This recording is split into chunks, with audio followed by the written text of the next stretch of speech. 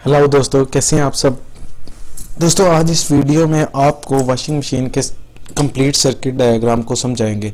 काफ़ी दोस्तों को ये प्रॉब्लम आती है कि कभी टाइमर के कलर चेंज होते हैं तारों के, या कभी वो तारें उतार देते हैं फिर दोबारा लगा नहीं सकते, या कम्प्लेक्स सा सर्किट होता है। तो इसलिए आज इस वीडियो में आपको वॉशिंग मशीन सर्किट डायग्राम की कंप्लीट आपको डिटेल बताएंगे और ये किस तरह वर्क करती है, मशीन कैसे चलती है, इसके अगर कौन सी तार ख़राब हो तो क्या करना है।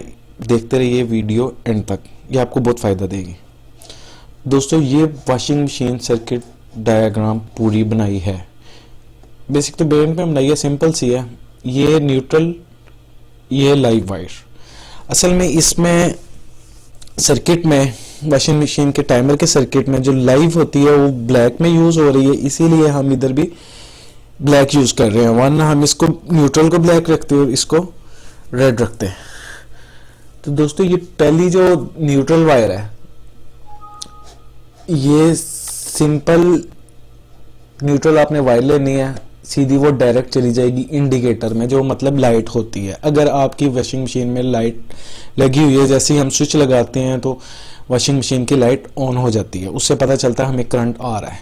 ये डायरेक्ट लगी होती है इसमें। और आप इधर से गौर करें तो ये फेज भी इसमें जो लाइव है ये भी डायरेक्ट जाके इसमें लगा हुआ है, यानी कि बगैर आपने स्विच लगाया, बटन ऑन किया उसका, तो वॉशिंग मशीन लाइट शो करवा देगी कि ये ऑन है। ठीक है, इसमें आपको कोई भी कुछ भी ना करें तब भी ये मतलब इसमें करंट आ रहा है, अगर लाइट ख़राब नहीं है आपकी।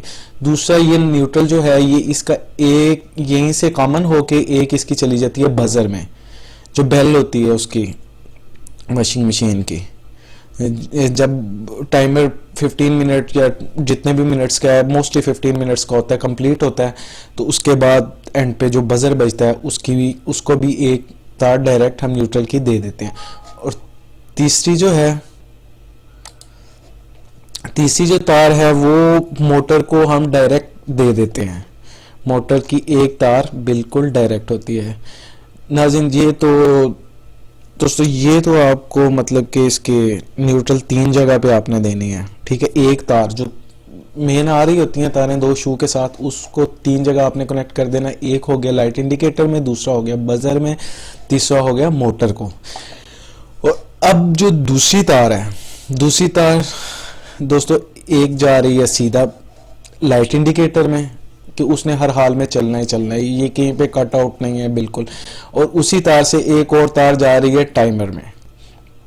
दोस्तों, आपने टाइमर देखा होगा, काफ़ी किस्म के टाइमर होते हैं, लेकिन मोस्टली जो टाइमर होते हैं वॉशिंग मशीन के वो तकरीबन 6 वायर्स के ही होते हैं। 5 के भी हो सकते हैं, लेकिन मोस्टली 6 के होते हैं। ठीक है, और ये 6 वायर के जो टाइमर है इसके सेंटर में होता है जो ब्लैक वायर है, वो डायरेक्ट आ रही होती है, उसको आपने सिंपल इसके साथ कनेक्ट कर देना। अब इसकी एक तार जा रही होती है ग्रे कलर की, जो सिलेक्टर स्विच में जा रही होती है। दोस्तों, सिलेक्टर स्विच जो होता है वो वाला जिससे आप 1 वे या 2 वे सिलेक्ट करते हो। ठीक है, तो ये दूसरी सिलेक्टर स्विच में जा रही है। तीसरी जो है इसकी ये बजर को जा रही है, बेल को। ठीक है, ये 3 तारें हो गई इसकी। एक लगा होता है कैपेसिटर मोटर में। अब कैपेसिटर से 2 तारें आपने लेनी है, सीधा एक मोटर की एक वायर को दे देनी है, दूसरा मोटर की दूसरी वायर को दे देनी है। ये मोस्टली सेम कलर की भी हो सकती हैं, लेकिन ज़्यादातर जो ब्रांडेड मशीन्स आती हैं उनमें ऐसे ही लगी होती हैं 2 कलर्स की। तो ये दोनों इधर चली गई। अब सिलेक्टर स्विच में एक तार ये चली गई टाइमर के इस पॉइंट से, ग्रे वाली तार इस सिलेक्टर स्विच में आ गई, और सिलेक्टर स्विच से दूसरी तार ये टाइमर में जा रही है येलो वाली, और एक जा रही है रेड वाली। ये रेड वाली तार है, एक येलो वाली तार है। ठीक है, और तीसरी जो इसमें से तार निकल रही है टाइमर की, जो ऑरेंज कलर की है, वो आप देखेंगे कि कैपेसिटर की एक पॉइंट के साथ कॉमन हुई होती है। और एक सिलेक्टर स्विच की जो येलो तार है ये भी कैपेसिटर के दूसरे पॉइंट के साथ कॉमन हुई होती है। दोस्तों, ये तो हो गई आपके डायग्राम सर्किट की। अब ये कैसे काम करता है आप ये देखेंगे अगर टाइमर को पीछे से मोस्टली टाइमर जो होते हैं ट्रांसपेरेंट होते हैं, तो आप उसको ऑन करके देखें तो ये जो जब आप इसको ऑन करते हैं ना, ये दोनों पॉइंट टच हो जाते हैं, ये और ये पॉइंट आपस में, इनके आगे छोटा सा वो पॉइंट सा बना होता है, इसके ऊपर भी जैसे ही हम टाइमर को 15 मिनट के लिए ऐसे घुमा के छोड़ते हैं तो ये दोनों आपस में टच होते हैं। तो जब ये टच होते हैं तो करंट आगे पास हो जाता है, मशीन चलती है। ये बाकी सिलेक्टर स्विच का बाद में बताता हूँ आपको, फिलहाल ये देखें। और जब ये बिल्कुल टाइमर लास्ट 4-5 सेकंड के लिए बजता है ना, तब ये पॉइंट इससे हट जाता है और ये इसके साथ जाके टच हो जाता है। ये उसकी घरारियों का अंदर का फंक्शन है ऐसे।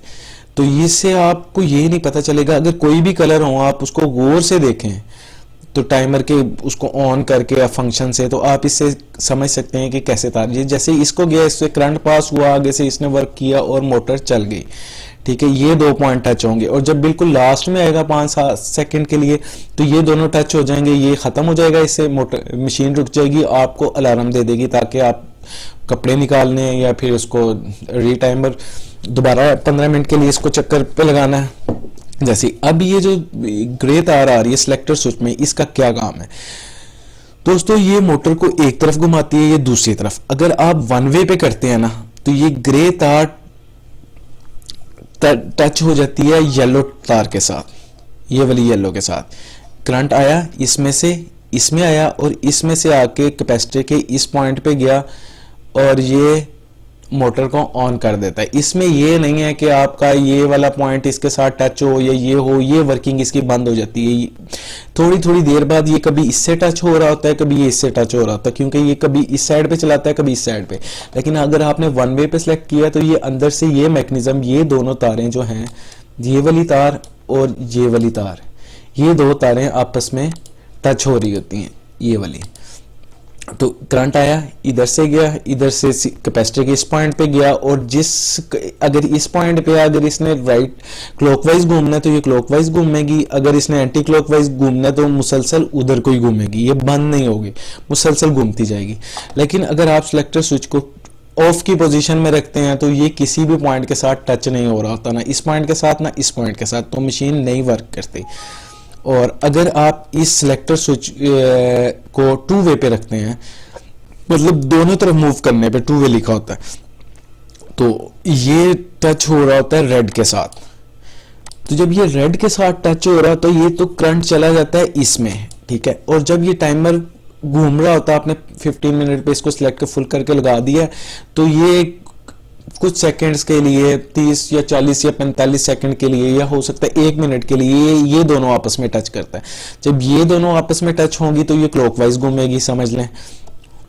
फॉर एग्जांपल अगर ये इसकी कैपेसिटर के लिहाज से इसकी सेटिंग क्लॉकवाइज है तो ये क्लॉकवाइज घूमेगी। जब ये इससे फिर ये हट जाएगा, 2 सेकंड के लिए रुकेगा, फिर ये दोबारा इसके साथ टच कर देगा। जब इसके साथ टच करेगा तो ये एंटी क्लॉकवाइज घूमना शुरू कर देगी, मतलब ऑपोजिट डायरेक्शन में, जिस डायरेक्शन में पहले इसके साथ घूम रही थी उसके साथ नहीं, और ये इसके साथ घूमना शुरू कर देगी।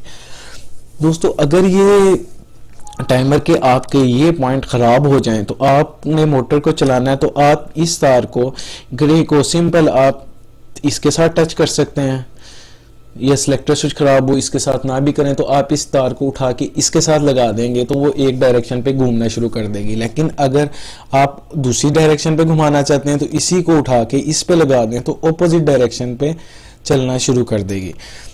तो तकरीबन यही सेम सिस्टम होता है उसका ड्रायर का भी, लेकिन अभी इंशाल्लाह आपको नेक्स्ट वीडियो में ड्रायर का भी बताएंगे। अगर आपको ये वीडियो अच्छी लगी तो लाजमी इसको लाइक और शेयर करें, और जैसा भी आप अगर कोई कंफ्यूजन रह गई है तो आप मुझे कमेंट करके बताएं, ठीक है। आपको नेक्स्ट वीडियो में इंशाल्लाह इससे बेहतर वीडियो मिलेगी।